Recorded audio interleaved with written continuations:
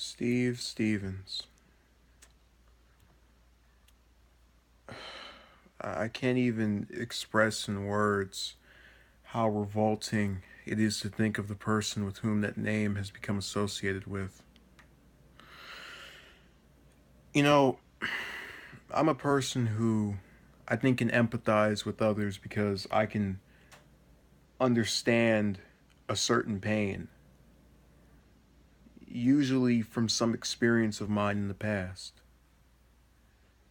I've lost people I care about, whether it be because they passed away or because they threw me away.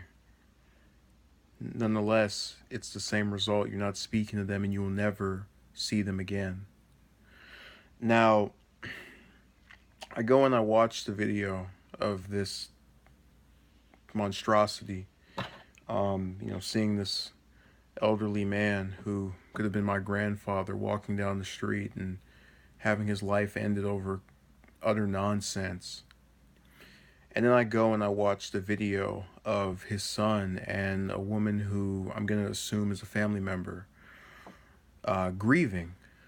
And it's amazing to just look at that and think of other cases in which I've seen family members be reviewed or interviewed in the aftermath of loved one losing their life. The emotion they conveyed is probably the closest thing this year or last year that's brought me to tears.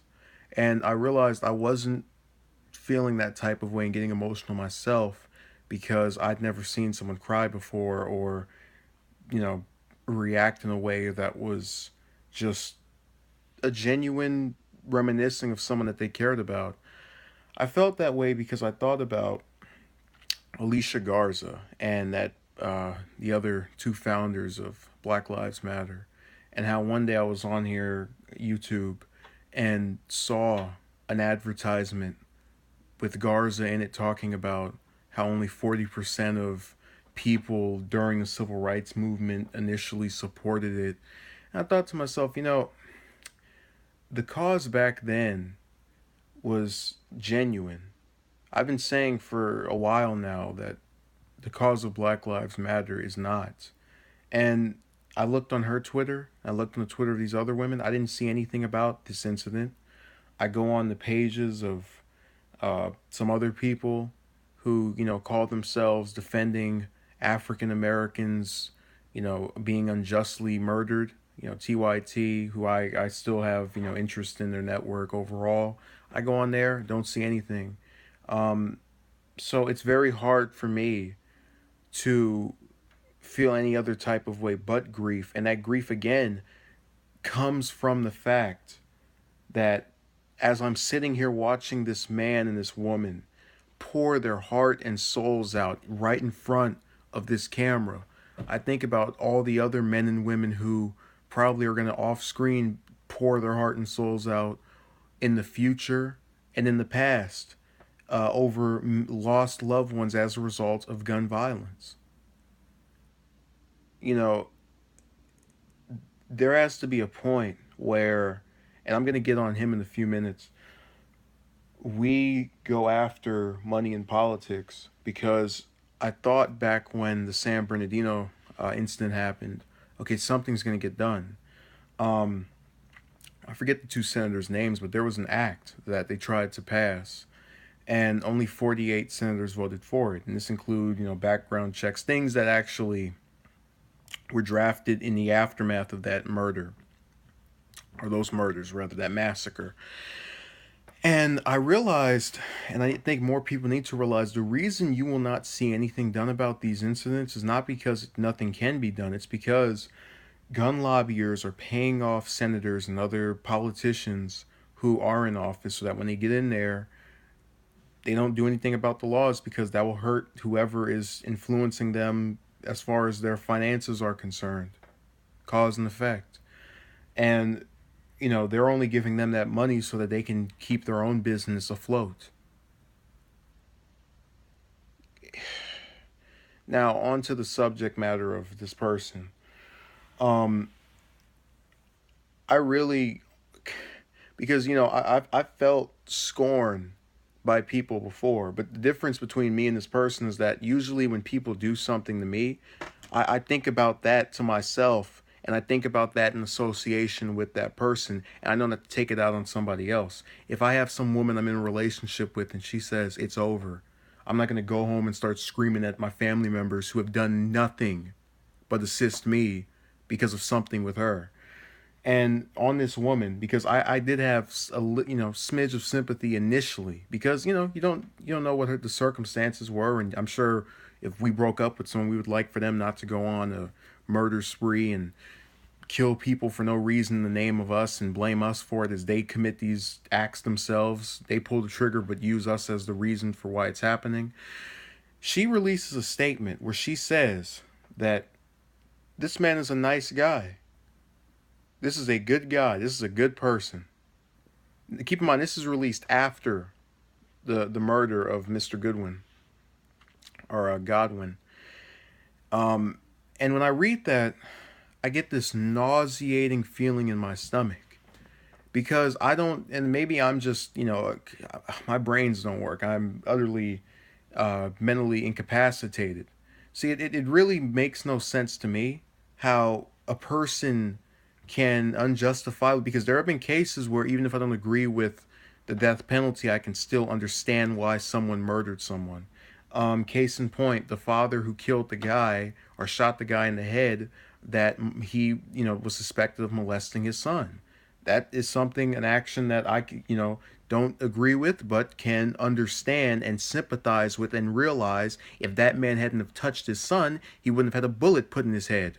Now, in the case of this woman, she released that statement, and I don't know if there's some kind of drug out there in Ohio, but I don't get the logic behind that. I know she wasn't inebriated when she wrote that. In her full mind, she said this is a nice guy. And I want to understand how he can be a nice guy and murder somebody. Because if that's the case, where you can be a nice guy and kill someone just to kill them and not have a reason behind it, or they've done something to you, then I guess, the Orlando shooter was a nice person. I guess the Columbine, which that was a slightly more justified, but still, unneeded nonetheless. I guess all of these different shooters over the years just were nice guys, right? Who cares what bullets they put through people's heads? Innocent people that never did anything to them. I mean, are you kidding me? I really, I get that people like to forgive others, but I can't forgive someone and think about what they did to another person with whom they had no beef or quarrel with. And now I will forever see this case as the poster child for being in the wrong place at the wrong time. And I hate the idea. This man, Mr. Goodwin, lives to 74 years old. He goes decade after decade as a seemingly productive member of society, hasn't wronged anyone as it appears. And how does his life end? Getting confronted by a man with a firearm to settle his grievances with a woman that, I'm she's I don't think she's, Wonder Woman or anything. I don't see what's so special about her, but I don't see what's so special about most people. We're all just people. We all have someone that's similar to us, that's like us, that looks like us, that acts like us. All this originalism nonsense and pedestal stuff. This is what happens when this occurs. This is why Christina Grimmie was murdered. This is why Rebecca Schaefer was murdered. Because these men will put these women on pedestals, and they will see them as the only thing for which they can achieve, or that the only thing they want. That is the exact reason why those two murders occurred. And that is the exact reason why this murder here occurred, even though it was different and that it was someone else. Which again leaves me with the question of, if she's so bad, for wronged you so much, why wouldn't you go after the people that wronged you? I'm not advocating for anyone to die here, let's specify that. But I've never understood someone that was wronged by another person to the point where they wanted to kill, going after somebody else that they admitted did nothing to them. I don't get it. And the worst part about this is, in the aftermath, there's going to be nothing done. Kasich won't sign any legislation to try and get some background checks or, you know, do anything. And people are not going to come out in numbers that they need to come out in that is going to warrant change. The only time we're ever going to hear anything about actually changing this stuff is in the direct aftermath. Give this 2 more weeks and nobody will be talking about improving the state of Ohio so that this doesn't happen again. I mean, it's so just disgusting to me. This man lives on earth for decades as a productive member of society, and he goes out that way, and nobody in power has any type of feeling or heart about that. I'm just the only one who's thinking about the man's family and how they're going to live without him, not because of what he did to people, but because of what he decided to do that day. Just walk down the street like you or I would anyway. Anyone who's not impaired physically would do, that doesn't have a vehicle. What is the justification for this? What are we going to do about it? Nothing. Not a single thing is going to be done to prevent this from happening again. And it's not because we can't change things.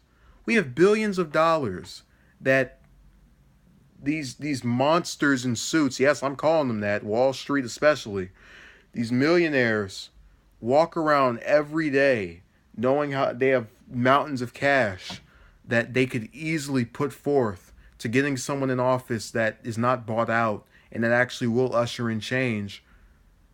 But no, they want to keep making their money and don't want any, higher taxes.